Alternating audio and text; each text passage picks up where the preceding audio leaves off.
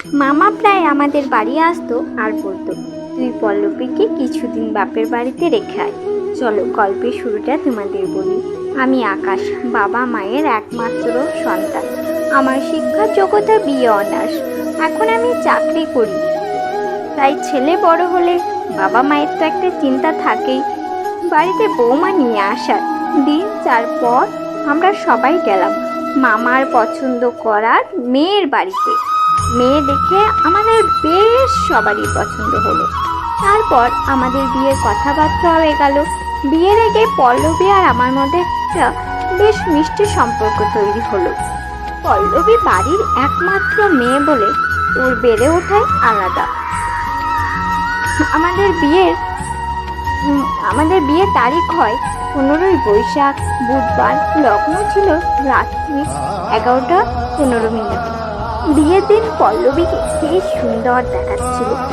আমি তো পল্লবীর দিক থেকে চোখ সরাতেই পারছিলাম না। তো বিয়ের যা রীতিনীতি আচার অনুষ্ঠান ছিল সবই নিয়ম মেনেই শেষ করা হলো, এবং আমি, মা, বাবা, পল্লবী আমরা সবাই বেশ আনন্দেই ছিলাম। আমাদের বাড়িও ছিল বেশ শান্তিপূর্ণ। একদিন হঠাৎ দেখছি মা আর পল্লবীর মধ্যে একটু মন কষাকষি হলো, এবং সেটা মিটেও যায়।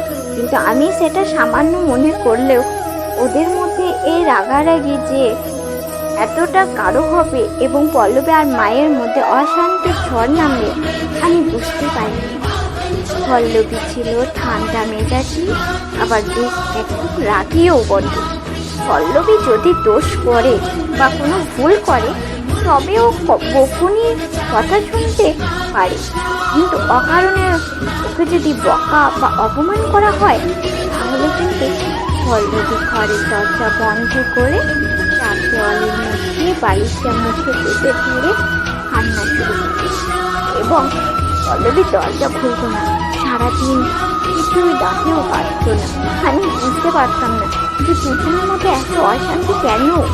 আমি পল্লবীকে জিজ্ঞেস করতাম যখন ও কান্না করতো বসে বসে। আমার খুব কষ্ট হতো। পল্লবী আমাকে কোনোদিন কিছুই বলেনি যে অশান্তির মূল কারণ। আমি অনেকবার জানার চেষ্টা করেছি, আমি কিছুই বলিনি। আজও আমি জানতে পারিনি ও কেন কান্না করে, কেন ওদের মধ্যে এত অশান্তি।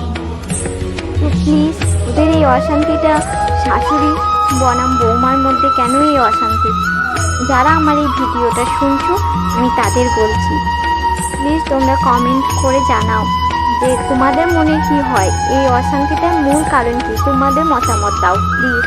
আর আমার এই ভিডিও যদি তোমাদের ভালো লাগে তাহলে প্লিজ আমার চ্যানেলটা সাবস্ক্রাইব করো এবং একটা লাইক দাও। আর হ্যাঁ, কমেন্ট করবে যাতে আমি বুঝতে পারি যে তোমাদের মনে কি হয়েছে। আমি তারপর তোমাদের এই কথাটা বলবো যে ওদের মধ্যে এই অশান্তির মূল কারণ। থ্যাংক ইউ আমার ভিডিওটা শোনার জন্য।